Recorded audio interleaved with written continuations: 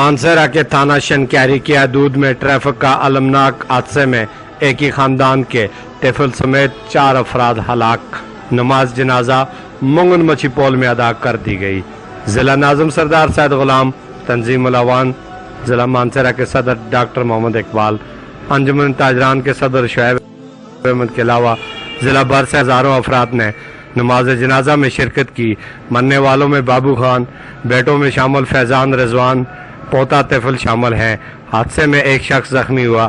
Police نے نامعلوم driver کے خلاف مقدمہ درج کر کے تفتیش شروع کر دی۔ کیمرہ ٹیم کے ساتھ میر افضل گلزار، ڈسٹرکٹ میڈیا، مانسہرہ۔